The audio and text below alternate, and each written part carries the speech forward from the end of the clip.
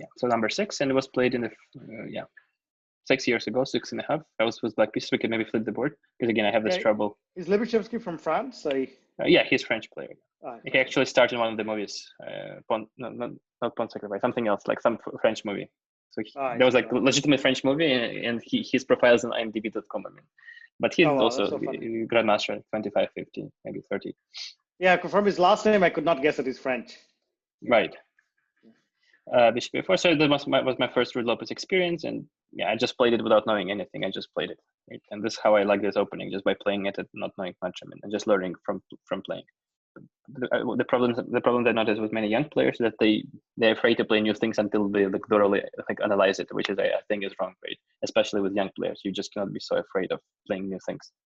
Yeah, that's actually a great point, because there was a long time ago when I studied a new opening and I was just scared to play it, and I played it by old opening anyway. And sometimes in chess, you're learning a new opening, just play it confidently. Even if you lose, it doesn't matter, you'll learn. And if you don't play it, you'll never learn. So you might as well just play the openings you studied at home. Yeah, so it's just like seems so wrong when the young players are just afraid to play new openings. Yeah, I was not young anymore. I was like 21 in this, or maybe 20 and a half when I played this game. And I was still not afraid to play Ruud Lopez, which is like one of the most analyzed openings, of course. No, I think it might also be the computer effect, because people are scared of getting hit by a big novelty.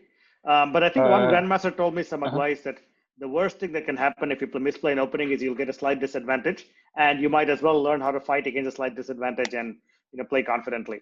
Well, it depends on the opening. If you misplay maybe some Sicilian, then you'll get checkmated. But if you misplay Ruud Lopez, not a big deal. So that's why I played Ruud Lopez, because you can learn a lot in this opening. There are so many different plans. I mean, and it doesn't matter if you play something like d6 and bishop b7 or castle. I don't know. Just hypothetically, I'm saying, if you just miss up something in neither of them, you will get checkmated, or you'll be big trouble, because position is much more concrete. But here it allows for flexibility of plans and ideas. Yeah, so he played this line, which I didn't know, and I never studied this, or even now I don't know. And I just played like common sense moves I just developed. So I think I played d6, a4, and this actually, is like a question in this position, maybe a silly question, but I can see that white is starting to win at 8 takes b5 a pawn. So like if 8 takes back, then the rook is hanging. Question is there are 3 moves in this position that come to my mind. One is to play b4, bishop b7, and rook b8. Why did you pick b4 of all the this also, I think, bishop d7 or bishop g4, I think. Yeah, there are many moves, I think. I just played b4 just to gain space, prevent him from playing knight c3, and I want to play knight a5. And that's a good point. You gain space and stop knight c3, and so there's a reason to. Of course, on the other hand, I give up some squares. I give up c4 square, so he wants to play like knight d4, knight c4, perhaps knight a3. But yeah, I had like concrete follow-up in mind, even like knight a5 after that. And it's not easy for him to like complete his development. So 95, I think. Yeah. Preserving the bishop there. Mm-hmm. And what did I do? Castle, yeah. Mm-hmm. He played c3, I think. Yeah. And hopefully I played rook b8. Yeah, rook b8. So like before out of curiosity, if you play c5, c5 is probably not good because of. No, it's possible. I think it's possible. Again, like Ruud Lopez is a very rich opening. Pretty much you can do whatever you want, and you will not like lose. Maybe you'll be maybe some of it just a bit stronger than the other one. But perhaps c5 is playable. Actually, this is the idea in this position to play c5. I just played rook b8 with not making any commitments. I bring the piece that is not playing, and I do not make any changes to the pawn structure, because c5 is a bit committal move because it weakens d5 square. Right? I don't like committal pawn moves. Well, at least I think I don't like them. Maybe I have plenty of games where I make them. Yeah. At least right now I don't want to play c5 unless I have to. Actually, this game I played c5. We'll see later. So rook b8 and rook e1, and what they play. And actually I played this 97 move. So again, I think we discussed in the other video, I just like this maneuver. Knight on f6 is not doing much. And what does my opponent want? Well, yeah, I think I also see a cool point here that you rejected c5, so at least you can put your knight on c5 potentially. Potential, but also, I mean, I asked myself a question: what does my opponent want? When he played rook e1, I mean, either the idea is to play knight f1 and do this typical Ruud Lopez stuff, or try to play d4. And by playing rook e1, he's trying to send the e4 pawn. So I try to anticipate the idea of my opponent to play d4. So I want to counter it by playing bishop f6 and try to create pressure on the d4 pawn. Yeah, and again, I just like this move, knight d7, Ruud Lopez. So he played knight c4 first, but then he played d4. Okay. Yep. Take. I think I took on knight b6 first. Okay. Then I took on c3, I guess. And he has to move the bishop. can a5, because if I don't play a5, my opponent will play a5 and gain more space. So I think this is important. It might not be on b6 is actually not so badly placed. Why? Because I mean the only like human idea where white can try to fight for the advantage is to play d4. But once white plays d4, the c4 square becomes sort of like weak, and then my knight can potentially jump there or at least support c5, c4 idea. Yeah, so knight on b6 is actually not so badly placed. That's what I'm trying to say. So I play d4. I think this is the only human idea that comes to mind, perhaps, this in my opinion. And yeah, here what do? I think bishop f6 seems very natural. We don't want to give up control over the center. So if you played e4, yeah, actually the c4, bishop f6 is a very good positional move, and you don't want to like surrender the center, but at the same time, this bishop is now finally doing something useful, like holding the center back. Right, but after he took, I mean, then bishop is not doing much, right? Yeah, he took. No, but I think the bishop is not doing much, but the problem is that he has to give up the center to right, yeah, make that happen. And he played queen c2, I think, right? And here's the interesting moment. So what does my opponent want? I think this is the first question we must ask ourselves in each position, like always, like what does my opponent want? So I think white wants to play bishop a3, then rook a1, and all of his pieces will be playing. His bishops will become very, very active on a3, f8, and a2 g diagonals respectively. And I think white not will be just objectively better, but it'll be just very easy to play for him. Whereas in my case, I don't know like what is my idea. So my next move I think makes sense. It's move c5. The idea is what? Is to prevent bishop a3 idea, and also to play move c4 because I want to restrict this bishop on b3 because it's way too active on a2 g diagonal. And also I get some like square for my queens. Like I want to play queen c7 then c4. However, I mean, this move is very responsible, as we discussed, because by playing c5, I forever weaken d5 and b5 squares. But perhaps it's justified in this particular position. So let's see, what did he do? 92 or like, I don't remember. Bishop e3. Bishop e3. Okay. So bishop e3 and play queen c7. I think, yeah. Actually, in this kind of position, just maybe a silly question again. You don't have to play this move because it's not the strongest. But at some point, if you play c4, is this favorable for white or black, or is it too early to tell? I guess maybe the only idea that comes to mind. Right. Oh, sorry, the idea that comes to mind is I want to bring my knight to d4, like to c6 or e6, like the schematical thinking. I want to improve my knight. I want to bring it back to maybe to c6 so I can jump to d4 and b4. Wow. Okay. So I think you want to basically do a knight jump d7, b8. Yeah, something like that. C6, That's D4. the idea that comes to mind. The first thing that comes. No calculating or anything. I want to improve my knight. I mean, yeah. So perhaps, but as you said, I mean, by playing c4, the bishop on b3 becomes really bad. Right? Yeah, no, that's not a good move. But I just was curious, like, what would the natural black plan be? But I guess you sort of answered that. Yeah, just improve the knight. I think white wants to do the same. He wants to bring the knight up on f3 to d5. So he would have to knight e2, knight f1, knight e3. I think so. Similar. And also ideas. one interesting idea that after c4, you know, while this bishop is restricted, the funny thing is this knight is not restricted. Yes, it's restricted, but the knight can, you know, reroute and go to another square, whereas this bishop doesn't have similar opportunities. But then again, maybe it's too early to like comment on these nuances, but I think general ideas. Bishop e3, queen c7. And here was an interesting moment because if we just play something, let's say bishop a6, preparing c4, our opponent will play queen a2. Yeah, so if we play bishop a6, you play queen a2. And let's say we play some like null move, as you say. So let's say rook f8, right? Again, just trying to play. Yeah, I think one of the key points is like if black tries c4, for instance, then white can win this pawn. And I don't know if this happened in the game or something similar, but he can sort of win this pawn. Wait, can he? Oh, no, maybe this is not that. Yeah, bishop c4 he just takes. Yeah, bishop c4, and so basically black can't play c4 too early. I don't know. There might be some compensation here, but no.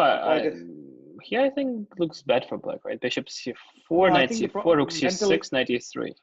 Knight e3, yes. I think this is the key point. So here, you know, you don't get the pawn back, but you're getting get the exchange. Yeah. So I think that's a key point. So he can't play c4. Black can't play c4 yet. So let's say play some null move like rook f8, preparing c4. Yeah, let's say rook f8. Yeah. And again, as we discussed, again, like the true master in chess is when you pursue your ideas and you prevent your opponent's ideas. So here is just one part of the coin. Here you just pursue your ideas and you don't care what your opponents want to do. So here your opponent plays knight c4, and what black wants to do is no longer relevant because just c4 is not possible, right? And right, yeah, a great sort of strategic counterpoint that black can't play c4. He played rook f8, but I do white does knight c4, and let's say we take twice, and just to show how bad black's position is. I mean, let's say like take twice. Take, queen c4. I mean, black has a terrible bishop on f6, holds on d5 and b5, and pawns on dark square. So black bishop is terrible, and there are points of invasion yeah, so white is just much better. No? So this Yeah, is I like what think we the want to other avoid. point is that the bishop is bad because it's pawns on e5, e5, c5, and a5. And you know, black would love to trade bishops, but white doesn't want to because you know, white wants black to have its have the bad bishop. Yeah, so that's what we want to avoid as black, I think. Right? So this would happen if we just pursued our idea without thinking what our opponent wants to do. So in the game I played c4 earlier while I could do this. So bishop e6 would be, I think, too late after that. So one move back. No, one move back. I see. So basically bishop a6 and c4 is too slow, so you just play c4 right away. And yeah, basically this is pretty impressive. So basically Alex saw that, you know, he's going to play queen a2, and, you know, if bishop a6, white can play knight c4, and he solidifies a hold over c4. So the idea is that, you know, slow plans don't tend to work as white gets a strategic advantage. So basically Alex was saying, hey, let me just play c4 and sacrifice a pawn, it looks like, but at least not allow that kind of, how to say, like a positional grip, I don't know, whatever. Yeah, positional slight advantage, or positional, annoying positional grip for white. Yeah. So here white can either take on b6, take on c4, or go with the bishop back. So let's say he plays bishop a2, which he didn't. Then I mean black achieved what he wanted. The bishop, like white's bishop, is just bad, and I have more space perhaps. Just play bishop e6, and the game continues. But I think it's easier to play with black here. Maybe I want to, I don't know, maybe knight d7, knight c5 in the future. Bishop e7, bishop c5. The fact is that the white bishop on e2 is just bad, right? And black has more space. Yeah, actually, this is an interesting thing to point out. When one piece is bad, for instance, the bishop on a2, the strategy in these kind of positions is to exchange the other pieces. So, like, you know, black wants to, like, you know, exchange off the dark squared bishops. Then this will emphasize the bad white bishop. So actually, in this position, it's going to be good for black to exchange off, like, you know, both of these bishops for this bishop and knight. And then this bishop starts looking really bad. So the more exchanges you do, you know, the better it is for black because the remaining white piece isn't that active. Good point. Yeah, great point. Yeah, I agree. So yeah, when there is one bad piece, you want to trade other piece. It's like, let's say, I like to make this like analogy with the real world. Let's say there is some fight, like 50 soldiers against 50 soldiers, and one army has like one wounded soldier, right? So you just want to trade like 49 soldiers for 49 soldiers, and they'll be fight one against one. One healthy soldier will be against one wounded soldier, right? If that makes sense. A great analogy. I was using soccer analogies before, but this is even a more visual analogy. Yeah, I like the visual analysis. Yeah, so hopefully that makes sense. Yeah, so you just try to trade healthy pieces by your opponent and leave him with bad pieces. Yeah. So he didn't play that. He took on b6 and took on c4, but black is still doing fine. So let's see. So bishop b6, rook b6, and he can take either with a knight or with a bishop. Taking with a knight is not good, because there is a little tactical idea, and I would like to remind viewers that chess is a strategical game with elements of tactics. So here, the tactics help black. So knight c4, rook b3. Right, and queen takes b3 and bishop e6. Yeah, and I found this to be great when looking over it because you know the knight is pinned, and you know essentially it sort of feels funny that white has an extra move but he can't do anything. Right. Yeah. So he took with a bishop. He took with a bishop, and even there, I mean, black manages to get compensation. So he played rook c6, attacking the bishop. So he, I think, protects the bishop. Wait, or did he move the bishop? Yeah, queen a2, queen a2. He played queen a2, but we have this nice move, bishop g5, and we destabilize the knight on d2. So actually, one funny thing in this position, just you know, the similar tactic with rook takes c4, hoping for knight c4, bishop e6, doesn't work because, you know, unfortunately, white can play queen takes c4. Right. Yeah, makes sense. Doesn't work. So queen a2, bishop g5. So bishop g5 is a really cool move in my mind because, you know, the main idea is the bishop on c4 is defended by the knight. So by attacking knight, you're threatening a take and take on c4. So I think white is more or less forced to move the bishop, I think. Or move the knight, yeah. No, moving knight. Knight f3. Knight f3 is possible. Or bishop d5. Maybe, yeah. But I think bishop d5 he played first, yeah. And then bishop d5. Yeah. And rook c3. Now knight f3. Yeah. And only here I had this idea in mind, but let's say I played bishop f4 first.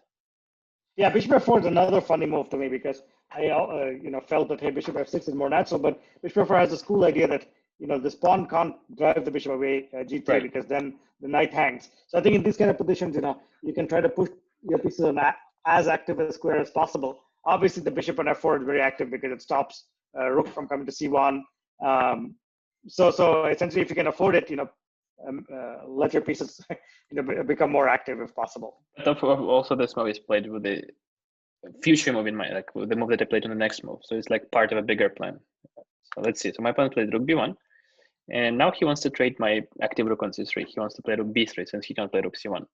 And here, this is why we show this game. This positional sacrifice. Black takes on F3, and white is an exchange up there. So yeah, I have a question on this. Yeah, this is amazing exchange sack, but do we have to do it or can you wait? I think just like objectively it's better there. It's not like, I don't know. I think we have to do it in my mind because white plays Rook B3. Okay, I see. Have to do it means like, is it better or worse? No, I was just actually thinking, is it okay to wait and still maintain the position? No, but if white to play Rook B3, and then since the knight will be protected, he'll play G3. He'll kick my bishop to a very bad square on H6.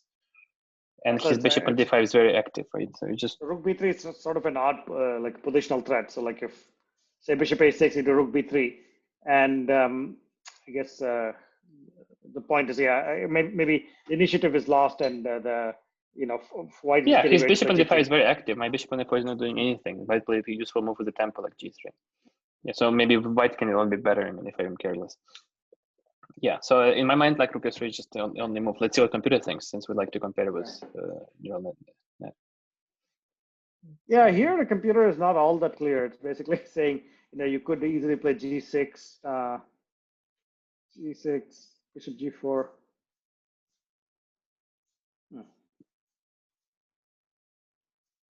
But it plays very concrete line as well, like G6, bishop G4 attacking the knight. Interesting. Yeah, so Rook B3, actually, this is interesting. So then he wants, black can play bishop G4. Mm-hmm. Also very concrete. Also very concrete. So queen, I guess if queen B2, what's the plan? Rook. Okay, so black is actually considering Rook F3 here, or Rook C2. Interesting. So queen A3, bishop C1. Interesting.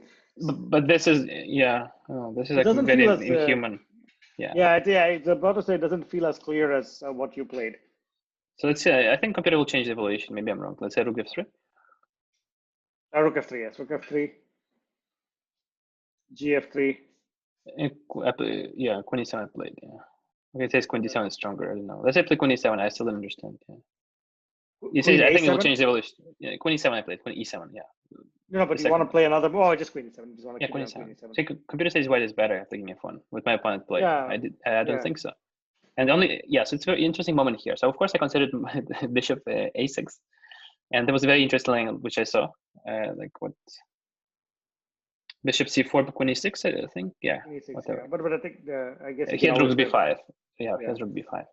And if I take, let's say, bishop B5, then he'll have a pass pawn. So bishop B5, A B5, I can win the pawn on H2, but his pieces are so like well placed, and he has a pass pawn. So only I think white is playing for win, and his king is safe. I mean here. Yeah, that's a good point. Actually, Queen H3, no, totally right. His king is safe, and you can just play B6, and so right, exactly. So yeah. So I didn't even consider. I considered, but I mean, like I was looking for ways not to like get the exchange back, because I mean we sacrificed the exchange on F3, not with the idea to win it back, but just to have a long-term compensation. Like the white king is always unsafe. So I played queen. No, what I played H5, I think. I really want to give 39% to black. I think it needs to think more. Maybe I'm just wrong. So it says Rook B6 only. No, not only move. Like a couple of moves. Maybe. Very interesting, because Stockfish was not so. Yeah.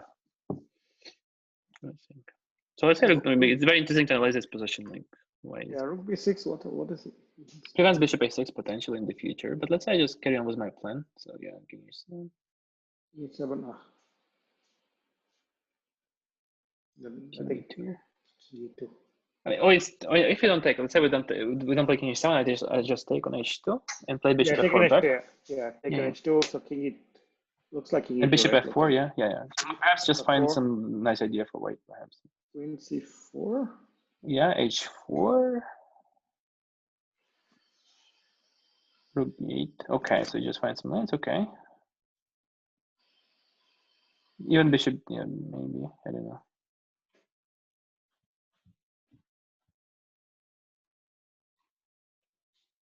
Well, it's not simple. Yeah, bishop D7, Rook B7, Queen E8, Rook D1. That's. Although you can rationalize that, because like white tries to like create counterplay against F7 pawn, activate the rooks. 4 and rook Rook h1. h1, yeah. It seems like amazing how white, coordinate these pieces. White's pieces are very active, right? And black's pieces are discoordinated. Yeah, I think that's the biggest thing. It's even about material is not as important as the fact that white pieces are active. Exactly. And I don't like my coordination here, right? Exactly. Yeah. So yeah. So very nice. And it's funny because the next move is also really funny because white wants to play rook g1. So the idea is that again, activating and keeping the g file. So if bishop f6, at least white pieces are active, and now he can, or white can go to b1. Yeah. So I think this is this is tricky. So the computer knows how to like. Did you remember analyzing this with Stockfish? I mean, it's briefly checked. Yeah, and I think computer was saying black is totally fine, even better maybe. So here, this is what neural engines thinks white is better, and it finds maybe a concrete way how to destabilize black pieces. During the game, I just thought after the game, I also thought black was better because I always have the idea of taking h2, bring the bishop back, and play h4, h3, h2, and then slowly improve the position because white king can never be safe, and like I control dark squares, and I'll have pawn on h2. But it seems like Leela 0 finds a concrete continuation where like black doesn't have this coordination, like nice coordination. I don't have time to do what I want, with other words. Yeah. So let's see. So in the game he played something else. Wait, what? In the game it was bishop c4. He played bishop c4 in the game, right, or no? Yeah, now bishop. So the only move here, I think rook b6 was pretty much the only move, isn't it? Yeah, rook b6 looks like the main move. I guess the computer also says you can do rook ed1. But after that, there are like how many moves? Not so many moves, right? Like 2 moves pretty much. No? Let's say king e2 already, black is doing fine. No? Yeah, so king e2. Wait, what? King e2. Yeah, if king e2. No, if king e2, bishop a6. Yeah, perhaps, but let's see what happened in the game. So he played what? Bishop c4. The idea is to pin bishop a6. Yeah, exactly. And here I made a mistake, I think, right? So I should have bishop h2. Yeah, I think bishop h2 is it's interesting. Yeah. The computer. Yeah. Okay. So at least now after bishop h2, the computer thinks that black is better finally. And my idea is again bishop f4, h4, h3, h2, and so forth. No? But what I missed by playing h4 is that now I don't have h4 square available for my queen, so white can bring the king back to h1. I don't have queen h4, no? So king g1, right? Yeah. And if I play h3, he has king h1. And if queen g5, let's say he has bishop f1, and everything is protected, right? Yeah, I was even just go rook g1, but yeah. Yeah, or bishop f1, I guess. Actually, rook g1 is stronger. Okay. Okay, yeah, let's say rook g1 then. Yeah, no, the only problem with bishop f1, which I saw, okay, maybe I'm just totally mistaken, is I was looking at bishop a6, but yeah, maybe I looked at not so simple actually. Yeah, also very interesting. Yeah, actually, I was looking at this, but I guess there are lines like king. No, it's also interesting. Yeah, I like it. King g2, which I missed. Yeah. And so maybe there's somehow white can magically defend. Okay, so never mind. So even that's playable, but I guess rook g1 is just simpler. Yeah. And now, I just can't attack anymore. White king is safe, and now the g file is open. Now the other rook will come to b8, and f7 is under pressure, and so forth. Yeah, so my opponent didn't play it, and I also didn't see it. So we both made this idea. Perhaps just subconsciously, my opponent playing king f1, and we both thought that the king can only go to e2 and cannot go back. So maybe some like psychological biases. I don't know. So he played king e2, and now I took, and now black achieved what he wanted. We have one pawn for an exchange. And our plan is again, like I did a couple of times, just bishop f4, h3, h2, and like white will never be able to eliminate that pawn, and will always be annoying white. Yeah, so what did I play? I assume you played bishop f4. That's bishop f4, right? h3, h2. Queen c2. I was thinking of just marching with the h pawn. But I think in this position, again, it's important to see what white wants to play. Exactly. I think he wants to play rook c8, bishop f7 check, right? Yes, correct. So that's, I hopefully I play king h7. I think I did, right? King h7. Yeah, king h7. Which seems like only move, After seeing a threat is only move, No, it's actually, that's a very important thing to say. Like, in this position, it looks like black, can just push the pawn all the way down, but you have to look at opponent's threats, and I think this is a very important. White actually has a deadly threat. Right. King h7. And then interestingly, now bishop f7 doesn't work because I think you can just play. Bishop a6 is a key move. And rook b8, and bishop c4, queen c4, rook b8, right? Yeah, exactly. Yes, exactly. You take queen c4. Now you can take the rook, and now piece up black's easily winning. So he played rook h1, and now it feels like it's possible to play h3. Yeah, I played h3, and it seems like white will sacrifice, will give an exchange back, and this is what he did.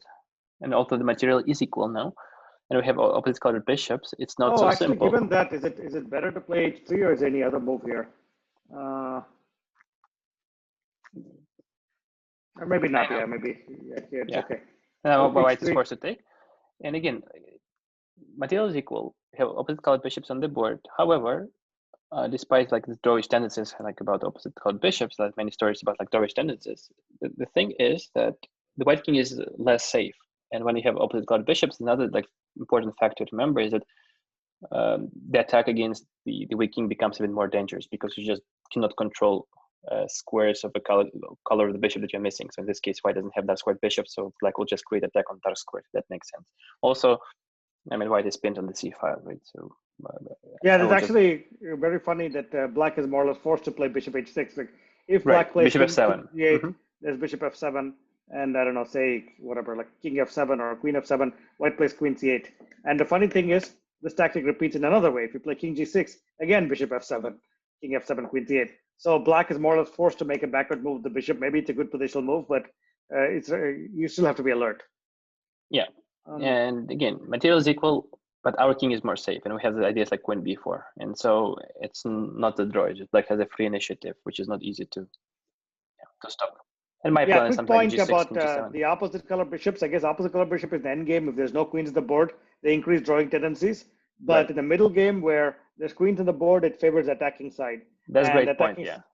Attacking side here is black because white's king is not well placed, and there's no stable place for the white king. Yeah, that's more concise, and my better explains I did. Yeah. But he played f4. That is confusing. I thought he would play queen a2.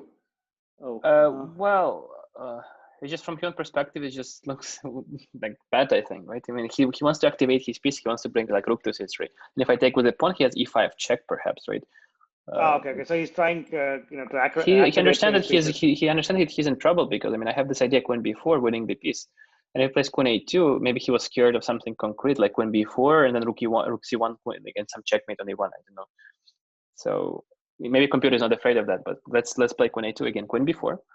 My next move is rook c1, and how is not a checkmate? Oh wow! So yeah, I like this. Rook c1 threatening queen e1 checkmate, or and white still has to play rook f4, e1 right? checkmate. But from human perspective, he got scared. He played it right away. No, this is really scary. Really scary from a human perspective. It looks like you're almost, I don't know. The exposed king doesn't inspire any confidence. In fact, here I guess there's this magical move, and yeah, this just feels really dead lost. And I'm impressed the computer's trying to defend this position. Right. So yeah. So he understood that it was dangerous to allow my rook to penetrate to back rank. So he played f4 as early as he could. And I don't remember what did I do here. I played queen b4, right? And rook c3 is forced. So now he's still like eternally pinned, sort of, right? Because he cannot move his rook, he cannot move his bishop, and if he moves the queen, he cannot really move the queen except at d3. And I took the pawn, hopefully. Yeah. Now I have a free pawn and initiative. And I think I played g6 because no, my rook is hanging, right? Did I still play g6? Or rook c7? I don't remember what I played. Oh, I see. So g6, queen h3, king g7, queen takes c8, queen takes c3. Yeah, oh, man, that's confusing. Sure. Yeah, I think rook c7 feels better because right. g6. Yeah, g6. I think I don't know. Mentally, does it feel like a drawish? I guess it's still better for black, but right. So yeah, it still feels better. Interesting. But I think it's maybe just a draw, perhaps. Yeah, queen c6. Yeah, it's funny because queen c6 is a good move because I was looking at queen c7 hitting f7, right, but the problem is that there must be. Yeah, I think there's a lot of checks down there. It's a draw. Yeah. Queen c7. I'm curious. Queen king. Yeah, queen d1. Okay, so I think the point is that you don't have to worry about the checks. You can just keep checking and come back and defend f7. Okay, so but I think the point is you don't need to do the straight up rooks. You can just play rook c7, which I think feels more scary for humans because when you're having an extra rook in the position, there's always dangers of black using the rook against the white king. Right. So he played what? Oh, he blundered Yeah, fine. something. Is it in this position? No, I played g6 at some point, I remember it. So I want to bring my king because it's not very safe on the h file. So I want to place it on g7 where it will be super safe. On the dark square, and there is no way to get to it. Yeah, but you could also, I guess, as the computer points out, you can take the a pawn. Again, from human perspective, I care about my king. Yeah. I think. Yeah, I don't know. exactly. I think that's a good point because yes, I think maybe the danger of queen h3 looks scary, and yeah, it just feels scary. It may not be, but it just feels scary. I'm not sure whether bishop f7 here works. Yeah, this is also, I was also not sure. So bishop f7. I think it just works. Rook c8, queen e6, rook f8, and yeah, maybe exactly. I have a draw. It was queen d1, yeah, queen actually, g4. that's a good point. How could the computer miss this? So I mean, I have bishop h6 perhaps. My computer doesn't miss. I have bishop oh h6. god, yeah, just go to bishop back to h6. Right. Yes. But yeah, again, from human perspective, is that I want to console. White is pinned. He cannot move his bishop. He cannot move his rook other than rook c2, rook c3. So why don't improve the position and keep this pin instead of like displacing my pieces? So if I bring king to g7, white will have no counterplay whatsoever. So again, seems very natural to me just to take care of my king first before taking pawns. Okay, so let's see.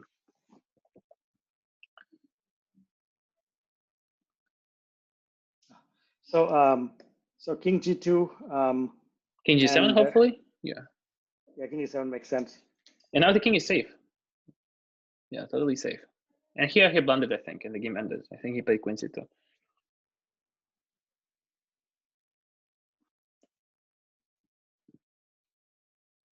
Here we can force it straight. Yeah, bishop actually, that's a d2. good point. Yeah, bishop d2 is bishop d2. So basically, the idea is a queen d2, there's rook c4, and oh, but then there's not many other moves. There's rook d3, then there's queen c4. So queen. Oh, so I guess he just resigned here because. Yeah, he resigned here, right? Yeah, it's just like lost rook endgame. Yeah, so he showed respect. I think maybe some players would play a few more moves in rook endgame, but what's a rook endgame? How do you even get to? Oh, I see. Now I see. If rook d2, let's say rook c4 is queen d2. Okay, I see. Finally, I'm seeing the rook endgame. I was here, and you can probably take on. I mean, rook e4 seems yeah. Either way, either pawn looks good. Oh, yeah, exactly. Yeah. So he just seems lost. No, but I think rook e4 looks better, right? Because you don't want him to have protected pawns. Like 2 pawn islands is better, right? I don't know. I'm not sure. Maybe rook a4 even actually. I'm not. Maybe rook a4. Let's play rook a4 because a4. Yeah. So what does he do? F3. Yeah. Now rook d4 a4. Yeah. I would play rook d4 a4. Yeah. So maybe either way it's winning and. Yeah. So he just he resigned. So in this game we saw this positional sacrifice. For the computer, it's basically saying it's 97% either way, so it doesn't matter. Yeah. Okay. Interesting. Yeah. So in this game we saw positional sacrifice on f3, but interesting that like Leela 0 managed to find improvement for white.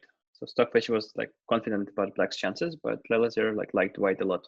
But white had to be very precise, like rook b6 and then queen c4, creating immediate counterplay. Yeah. And out of curiosity, like, are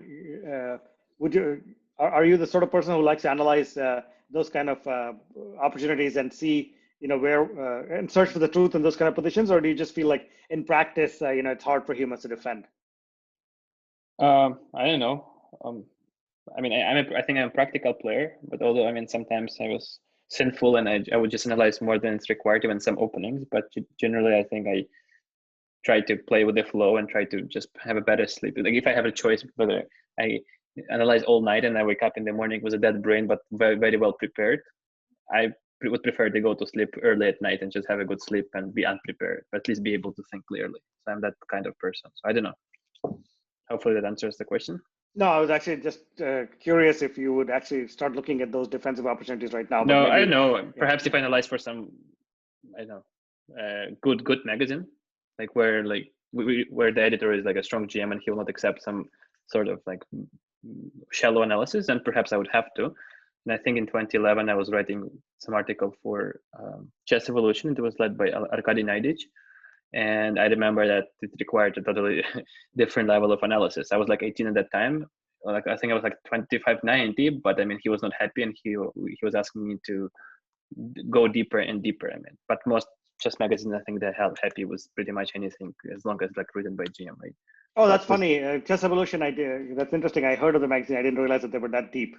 Yeah, it was pretty. Yeah, it was like usually whatever I sent to any magazine, they're happy. They don't ask. But there, I mean, it was like much different. Yeah, I think that, And that was a I guess very Chess high quality. Evolution still Mhm. exists, right, as a magazine? I don't know. I didn't follow, but that was like 9 years ago. Like again, and since I was like 18 years old, it was great experience for me to see how like top players like Arkady Naidovich like kind of like approach chess.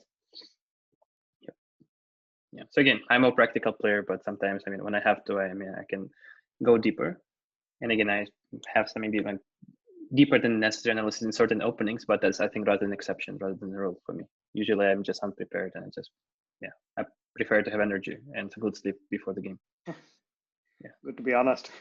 Yep. Okay, Yep. thanks for presentation. I think this is a great game where, a lot of teams came back, like initiative and basically the positional